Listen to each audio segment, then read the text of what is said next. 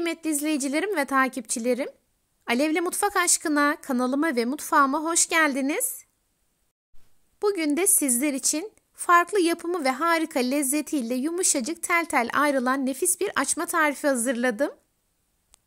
Hiç zaman kaybetmeden hemen tarifime geçiyorum. Hepinize iyi seyirler.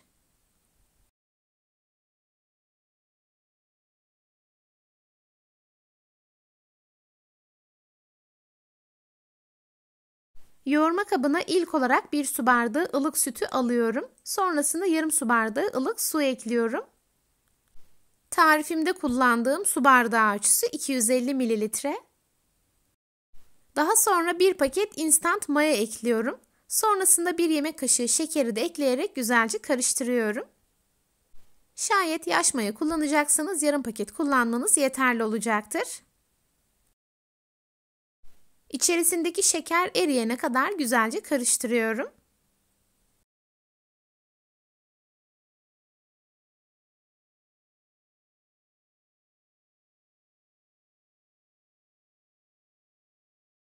Yeteri kadar karıştırdıktan sonra 1 çay bardağı sıvı yağ ekliyorum. Tarifimde kullandığım çay bardağı ölçüsü 125 mililitre. Tarifim için 2 adet yumurta kullanıyorum. Yumurtanın sarılarını üzerine sürmek için kenar alıyorum ve aklarını hamura ekliyorum. Sıvı malzemeleri de ekledikten sonra tekrar karıştırıyorum. En son unu ve tuzu ekleyerek yumuşak bir hamur hazırlayacağım.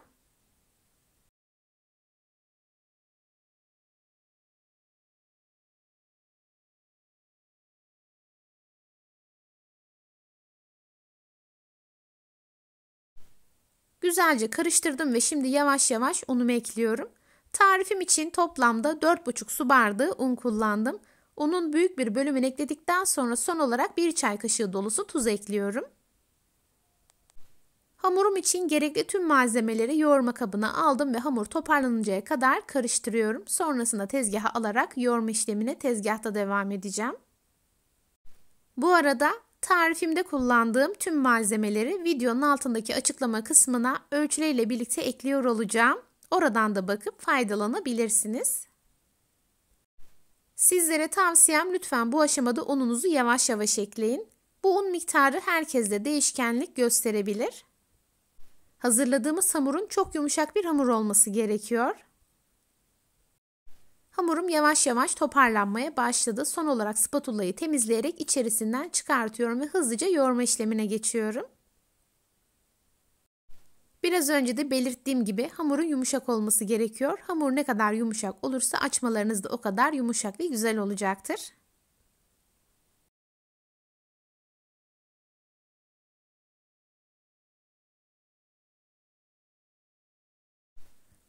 Hamuru yoğurma kabında toparladım. Oldukça elastik ve güzel bir hamur elde ediyoruz. Şimdi bu hazırladığım hamuru tezgaha alıyorum ve yoğurma işlemine tezgahta devam ediyorum.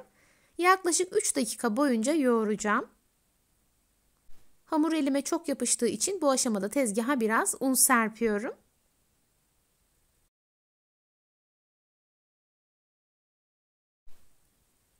İlk olarak kenarlardan içeri doğru katlayarak güzelce yuvarlıyorum ve hamuru yoğuruyorum.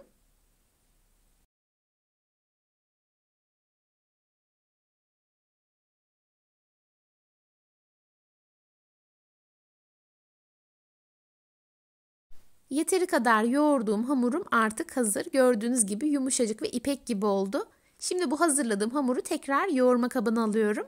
Üzerini hava almayacak şekilde kapatıyorum ve 1 saat boyunca mayalandırıyorum. 1 saatin sonunda hamurum çok güzel bir şekilde kabarmış ve mayalanmış. Havasını alarak tezgaha alıyorum.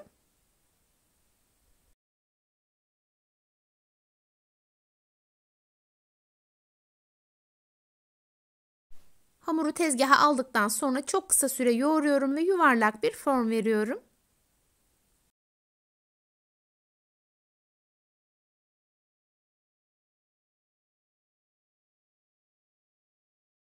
Yuvarladığım hamuru 2 eşit parçaya kesiyorum. Sonrasında bezelerimi daha eşit alabilmek için hamuru silindir haline getiriyorum ve 5 parçaya kesiyorum.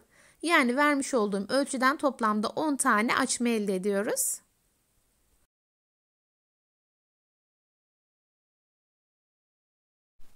Bezelerinizi alırken eşit almaya özen gösterin lütfen. Kestiğim hamurları yuvarlıyorum ve kenara alıyorum.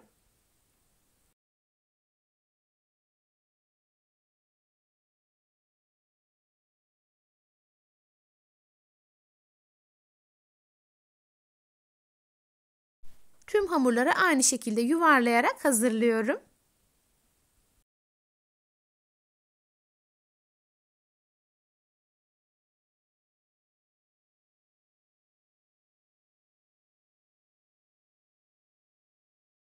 Şimdi yuvarladığım hamurların üzerine bir bez kapatıyorum ve bir 10 dakika dinlendiriyorum.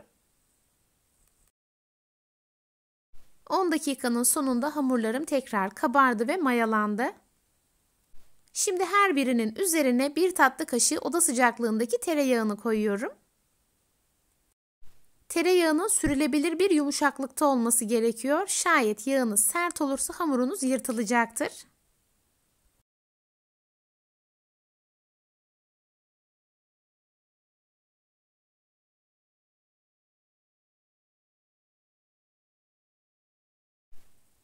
Tamamına tereyağı koyarak hazırladım. Şimdi bir tane bezemi tezgaha alıyorum ve görmüş olduğunuz gibi parmak uçlarımla bastırarak hem yağı hamurun her yerine sürüyorum hem de hamuru eşit bir şekilde açıyorum. Gördüğünüz gibi hamurumuz kolaylıkla açılıyor. Bunun nedeni hem yumuşak bir hamur hazırladık hem de güzelce dinlendirdik. Şimdi bu hamuru yaklaşık bir servis tabağı büyüklüğüne gelinceye kadar açıyorum. Tabi yine bu açma esnasında tereyağı her yerine eşit bir şekilde sürüyorum. Kuru bir yer kalmamasına özen gösterin lütfen. Böylelikle açmalarınız tel tel ayrılacaktır. Hamuru gördüğünüz gibi yuvarlak bir şekilde açtım ve D şeklinde katlayarak açma işlemine devam ediyorum. Hem elimdeki tereyağı hamurun her yerine sürüyorum hem de inceltiyorum. Son olarak gördüğünüz gibi rulo yaparak hazırlıyorum.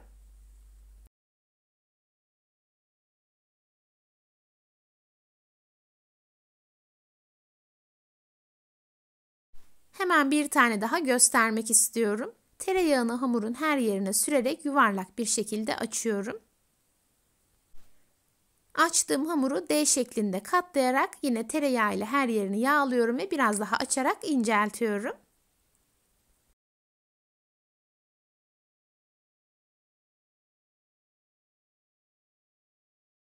Son olarak sıkı bir şekilde rulo yapıyorum ve hamuruma son şeklini veriyorum. Diğer kalan bezelerimi de aynı şekilde açarak hazırlıyorum. Tamamını açarak hazırladıktan sonra ilk şekil verdiğim hamurumu tezgaha alarak açmama son şeklini vereceğim.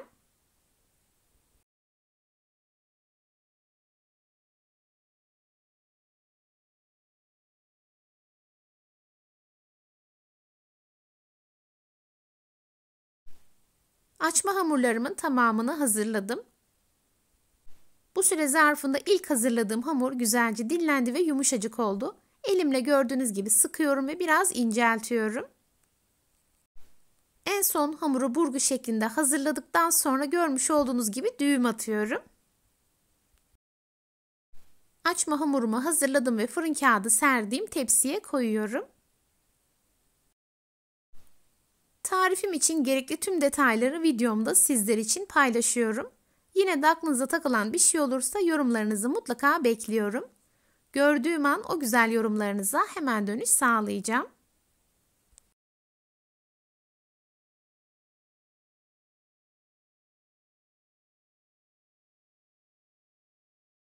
Hamurların tamamını hazırlayarak tepsiye dizdim. Üzerine bir bez kapatıyorum ve bir 15 dakika dinlendiriyorum. 15 dakikanın sonunda hamurlarım tekrar kabardı ve mayalandı. Kenara ayırdığım 2 adet yumurta sarısının içerisine 1 yemek kaşığı süt koydum ve güzelce çırpıyorum. Bu arada bir diğer taraftan fırınımı 200 derece alt üst ayarı açarak ısıtıyorum. Açmalarımı hazırladıktan sonra sıcak fırına koyarak pişireceğim.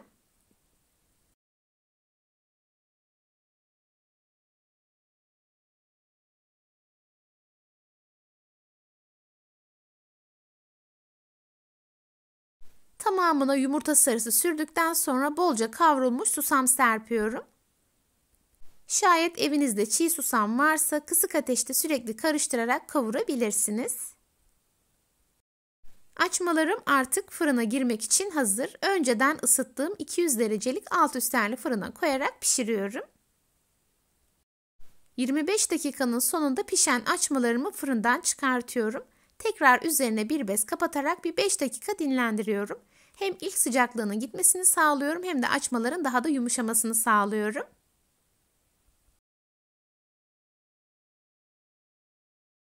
Beş dakikanın sonunda artık açmalarım servis için hazır. Gördüğünüz gibi açmalarımız nar gibi kızardı. Ne kadar puf puf olduğunu görüyorsunuz. Şimdi sizlere bir de iç dokusunu göstermek istiyorum. Hiçbir hamurlaşma olmadığını ve her katının tel tel ayrıldığını görüyorsunuz. Tarifim tam ölçü ve garanti bir tariftir. Bu güzel tarifimi hiç tereddütsüz gönül rahatlığıyla deneyebilirsiniz. Sizler tarifimin son halini izlerken ben de sizlere veda etmiş olayım. Bugün yine çok güzel bir tarifimin sonuna geldim. Beni izlediğiniz için hepinize çok teşekkür ederim. Videomu beğendiyseniz beğenmeyi, hala kanalıma abone değilseniz bana destek olmak için abone olmayı ve yeni videolarımdan anında haberdar olmak için bildirim zilini açmayı unutmayın lütfen. O değerli ve güzel yorumlarınızı her zaman bekliyorum. Videolarımı görmesini istediğiniz arkadaşlarınızla paylaşabilirsiniz. Tarifimi yapıp deneyecek olan herkese şimdiden afiyet olsun. Başka tariflerde ve başka lezzetlerde buluşmak ümidiyle kendinize çok iyi bakın. Hoşça kalın. Allah'a emanet olun.